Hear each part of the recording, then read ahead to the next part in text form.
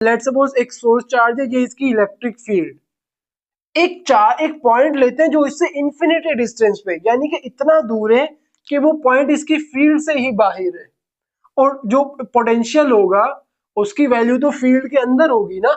Let's suppose मैं कहता हूं कि मैं यहां से स्पेस में चला गया, तो क्या कोई ग्रेविटी की वैल्यू होगी वहां पे? अस्सलामुअलैकुम, I hope you all are doing well. Today is our another lecture of first year physics chapter 8, और आज हम देखेंगे electric potential of point charge. तो इसके लिए हम क्या करते हैं कि एक चार्ज लेते हैं, एक सोर्स चार्ज, और उसका हम मैग्नीट्यूड बोल देते हैं कि इसका मैग्नीट्यूड है प्लस क्यू, और इसकी यहाँ पे इलेक्ट्रिक फील्ड ऐसे जनरेट हो रही होगी।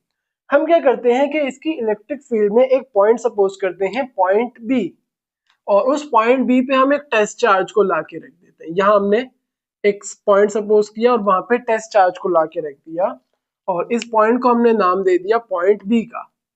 सही। अच्छा, अब इस पे ये जो चार्ज है इसके ऊपर अपनी इलेक्ट्रिक फील्ड अप्लाई कर रहा होगा। कैसे? जैसे देखें, एक चार्ज है हमारे पास, पॉजिटिव चार्ज, अगर एक और चार्ज इसकी फील्ड में आके रख दिया जाएगा तो ये चार्ज इस पे फोर्स अप्लाई कर रहा होगा।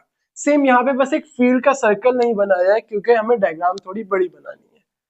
तो हमारे पास पॉइंट बी पे हमने एक चार्ज को ला के रखा, और अब हम क्या करें, इस चार्ज को मूव करवाएंगे टूवर्ड दिस चार्ज।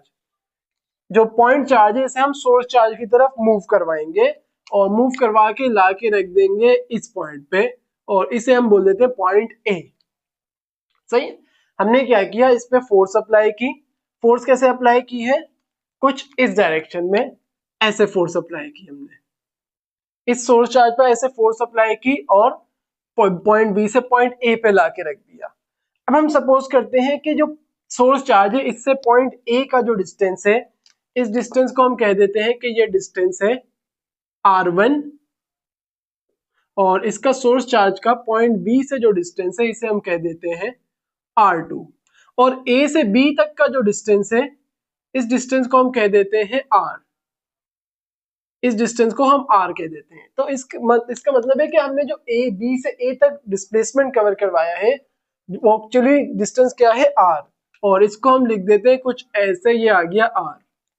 तो अब हम क्या करते हैं कि डायग्राम तो हमें समझ आ गई कि हमने ऐसे फोर्स अप्लाई की, ये हमारी फोर्स की डायरेक्शन ऐसे, और हमारा जो डिस्प्लेसमेंट है उसकी डायरेक्शन भी ऐसे है, be towards a.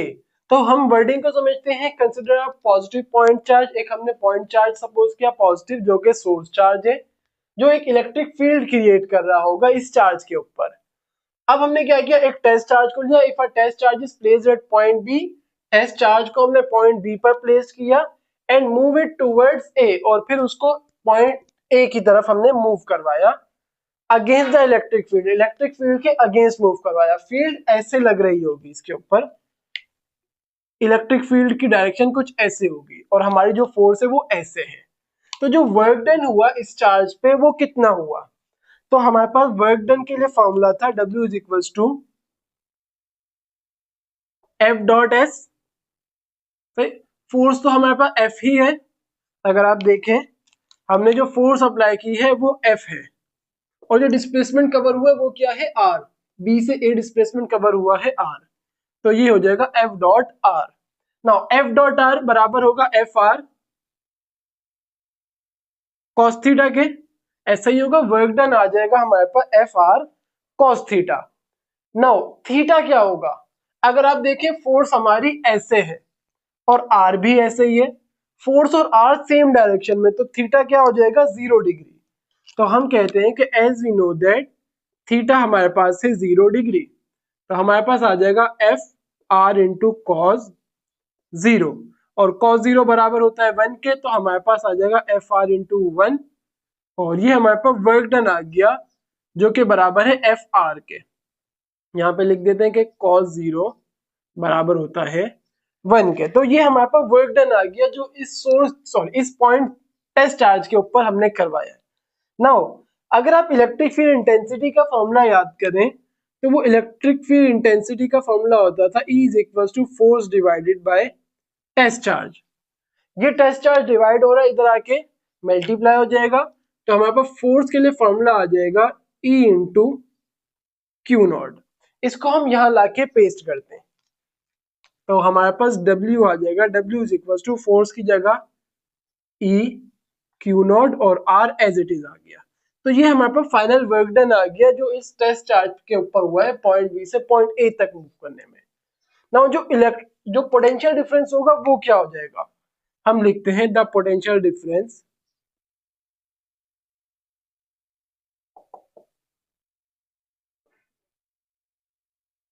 Is, potential difference का फॉर्मूला क्या होता था, पोटेंशियल डिफरेंस बराबर होता था डेल्टा वी, पोटेंशियल डिफरेंस बराबर होता था वर्क डन पर यूनिट टेस्ट चार्ज के। जैसे हमने टेस्ट चार्ज पे वर्क डन करवाया पॉइंट बी से पॉइंट ए की तरफ, इसके ऊपर वर्क डन हुआ है, वो वर्क डन पर यूनिट टेस्ट चार्ज का मैग्नीट्यूड मेरे पास बराबर होता है पोटेंशियल डिफरेंस के कि कितना वर्क डन हुआ है उस टेस्ट चार्ज के ऊपर, ये हमें बताएगा पोटेंशियल डिफरेंस। नाउ ये जो वर्क डन हमने कैलकुलेट किया है इसको हम यहाँ पे पुट करवाते हैं तो हम कहेंगे कि एज वी नो दैट मेरे पास वर्क डन आया हुआ है E Q not into R के, उसको यहाँ पे पुट कर देते हैं E Q not into R divided by Q not. तो कुछ कैंसिल हो रहा है यहाँ पे, इस Q नॉट से ये Q नॉट कैंसिल हो जाएगा और हमारे पास पोटेंशियल डिफरेंस के लिए फॉर्मूला आ जाएगा delta V is equal to E into R। Now electric field intensity, electric field intensity के लिए आपने जो फॉर्मूला देखा था वो था E is equal to K Q divided by R square. इस फॉर्मूले को हम यहाँ पे पुट करवा देते हैं तो हमारे पास क्या आ जाएगा कि delta V is equal to, delta V किसके बराबर हो जाएगा, E K Q upon R square divided by R. तो हमारे पास कुछ कैंसिल हो रहा है, इस R से ये स्क्वायर कैंसिल हो जाएगा तो डेल्टा V हमारे पास आ जाएगा के क्यू डिवाइडेड बाय R। तो ये हमारे पास क्या आ गया, पोटेंशियल आ गया, पोटेंशियल डिफरेंस के लिए एक फॉर्मूला आ गया। नाउ ये जो डेल्टा V है ये क्या है, पोटेंशियल डिफरेंस, यानी कि पोटेंशियल का डिफरेंस। कुछ वैल्यू पोटेंशियल की होगी B पे जिसे हम लेट से कह देते हैं V2 और कुछ वैल्यू होगी पॉइंट ए पे जिसे हम बोल देते हैं V1। इन दोनों वैल्यूज का जो डिफरेंस होगा वो पोटेंशियल डिफरेंस होगा। पोटेंशियल और पोटेंशियल डिफरेंस में फर्क क्या है, पोटेंशियल क्या होता है कि सपोज करें ये हमारा एक चार्ज है और ये इसकी फील्ड, हर पॉइंट पे कुछ ना कुछ इलेक्ट्रोस्टैटिक पोटेंशियल एनर्जी की वैल्यू होगी। जो जैसे ग्रेविटेशनल फील्ड है, मैं यहाँ पे खड़ा हूँ, कुछ ना कुछ पोटेंशियल एनर्जी की वैल्यू होगी, यहाँ पे कहीं और मूव करके वहां ग्रेविटेशनल पोटेंशियल एनर्जी की वैल्यू चेंज होगी, वहां से कहीं और मूव हुए वैल्यू फिर चेंज हो गई। सेम ये वाली फील्ड कौन सी है, इलेक्ट्रोस्टैटिक फील्ड। जैसे ग्रेविटेशनल फील्ड होती है ऐसे ही इलेक्ट्रोस्टैटिक फील्ड। एक पॉइंट ले लेते हैं, यहाँ पे कुछ ना कुछ यहाँ पे इलेक्ट्रोस्टैटिक पोटेंशियल एनर्जी होगी जिसे हम U से रिप्रेजेंट कर देते हैं। वो electrostatic potential energy divided by test charge बराबर होती है पोटेंशियल के। और इस पोटेंशियल से लेट सपोज ये जो पोटेंशियल है, इस पोटेंशियल का जब हम डिफरेंस लेंगे, लेट सपोज एक पॉइंट ए है और एक बी है, दोनों पे हमने पोटेंशियल फाइंड किया और उसका डिफरेंस ले लिया तो वो बराबर होता है पोटेंशियल डिफरेंस के। तो ये डेल्टा वी क्या होगा, पोटेंशियल डिफरेंस है। तो हम लिखते हैं कि as we know that delta V क्या है, पोटेंशियल डिफरेंस। मींस हम पहले पॉइंट बी पे थे बाद में ए पे आए तो बराबर हो जाएगा V1 माइनस V2, फाइनल माइनस इनिशियल। तो यहाँ पे लिख देते हैं कि V1 माइनस V2 is equal to K Q divided by R। Now अब हम सपोज करते हैं, एक सपोजिशन लेके आते हैं कि लेट सपोज पॉइंट जो B है वो इंफिनिटी डिस्टेंस पे, सपोज करते हैं let point B is at infinity. Point B infinity होने का मतलब ये है कि ये जो R2 डिस्टेंस है एक्चुअली ये इंफिनिटी हो गया, जो R2 डिस्टेंस है ये इंफिनिटी है। तो R2 अगर इंफिनिटी हो गया इसका मतलब ये है कि जो V2 होगा वो जीरो हो जाएगा। V2 जीरो क्यों होगा इसको देखते हैं। अगेन लेट सपोज एक सोर्स चार्ज है, ये इसकी इलेक्ट्रिक फील्ड। एक पॉइंट लेते हैं जो इससे इंफिनिटी डिस्टेंस पे, यानी कि इतना दूर है कि वो पॉइंट इसकी फील्ड से ही बाहर है, और जो पोटेंशियल होगा उसकी वैल्यू तो फील्ड के अंदर होगी ना। लेट सपोज मैं कहता हूं कि मैं यहां से स्पेस में चला गया, तो क्या कोई ग्रेविटी की वैल्यू होगी वहां पे? नहीं, क्योंकि मैं ग्रेविटेशनल फील्ड से बाहर चला गया। सेम जब मैं इलेक्ट्रोस्टैटिक फील्ड से ही बाहर चला गया तो पोटेंशियल की वैल्यू कहां से आएगी? नहीं होगी। तो अगर पॉइंट बी इंफिनिटी पे, तो यहाँ पे जो पोटेंशियल की वैल्यू होगी वो जीरो हो जाएगी। तो मैंने यही बात कही कि पॉइंट बी अगर इंफिनिटी पे यानी R2 इंफिनिटी हो गया तो V2 तो जीरो हो जाएगा। तो हमारे पास V1 के लिए फॉर्मूला आ जाएगा V1 minus zero is equal to K Q divided by R, और V1 बराबर होगा के क्यू डिवाइडेड बाय R। ये आपका फॉर्मूला आ गया है इलेक्ट्रिक पोटेंशियल के लिए भाई।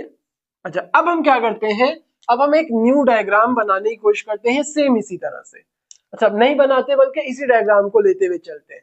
लेट सपोज यही डायग्राम है और मुझे कहा जाता है कि पॉइंट बी हमने यहाँ सपोज किया था इंफिनिटी पे। अब हम सपोज कर रहे हैं कि पॉइंट बी फील्ड में, ये पॉइंट ए भी फील्ड में, सही। तो पॉइंट ए और पॉइंट बी के लिए इलेक्ट्रिक पोटेंशियल की वैल्यू क्या हो जाएगी? तो हम लिखते हैं the electric potential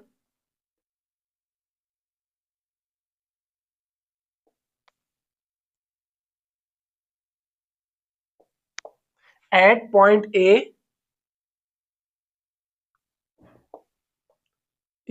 and B will be, क्या हो जाएगी? पॉइंट ए के लिए, पॉइंट ए पे पोटेंशियल है V1, तो हमारे पास V1 बराबर हो जाएगा के क्यू डिवाइडेड बाय R1, और V2 बराबर हो जाएगा के Q divided by R2। Sorry, यहाँ पे मैंने R2 लिख दिया, ये R1 और यहाँ पे R2। अब मैं क्या करता हूँ कि इसे बोल दिया इक्वेशन 1 और इसे बोल दिया इक्वेशन 2, इन्हें मैं सब्ट्रैक्ट करवाता हूँ। Subtracting equation 2 from equation 1,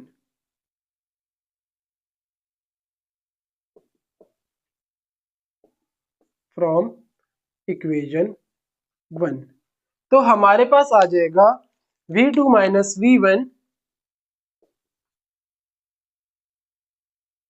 is equals to K Q divided by R2 minus K Q divided by R1।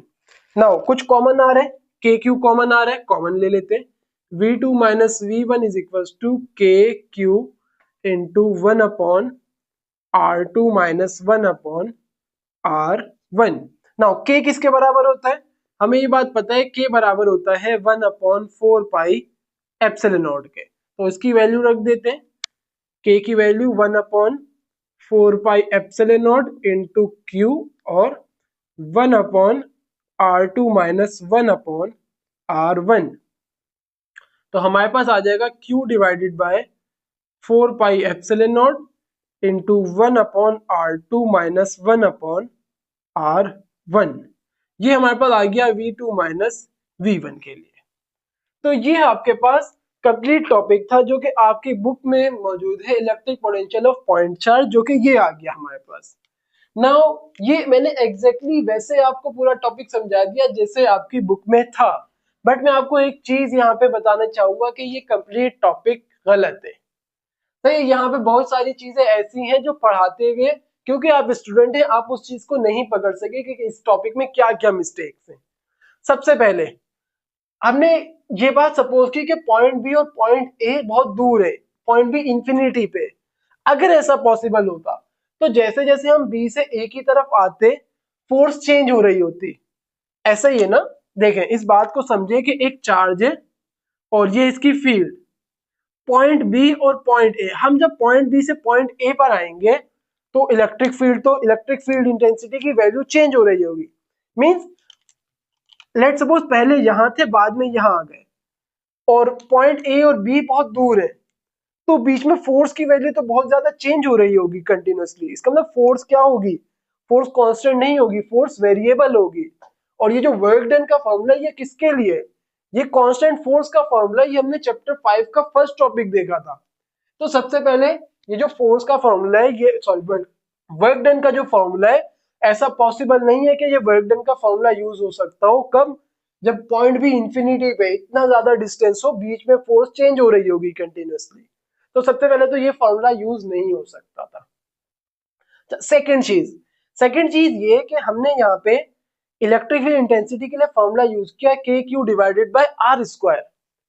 हमने ये कैसे यूज कर लिया आर स्क्वायर? क्योंकि जब हम इलेक्ट्रिक फील्ड फाइंड करते थे तो वो कौन सा डिस्टेंस लेते थे हम? जब भी हमारे पास जैसे ये फॉर्मूला था इलेक्ट्रिक फील्ड इंटेंसिटी का, वो बराबर था K Q divided by R square.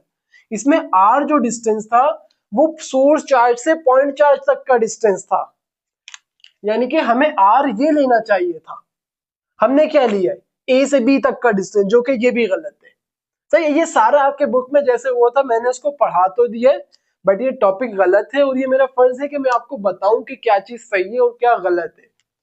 तो पॉसिबल तो ये होना चाहिए था कि आर, अगर हम इलेक्ट्रिक फील्ड इंटेंसिटी बी पे ले रहे हैं तो हमें K Q divide by R two का स्क्वायर लेना चाहिए था, और अगर हम ए पे ले रहे हैं तो K Q divide by R one का स्क्वायर लेना चाहिए था। लेकिन हमने लिया K Q divide by R square, जो कि गलत है। आर तो ये जो डिनोमिनेटर में आर है ये पॉइंट चार्ज और सोर्स चार्ज का डिस्टेंस है। अच्छा, नाउ थर्ड चीज, अगर हमने इलेक्ट्रिक फील्ड इंटेंसिटी ले भी ली K Q divided by R square, तो इलेक्ट्रिक फील्ड इंटेंसिटी भी ए से बी तक आने में, बी से ए तक आने में चेंज हो रही होगी, वो भी यहाँ पे नहीं किया हमने।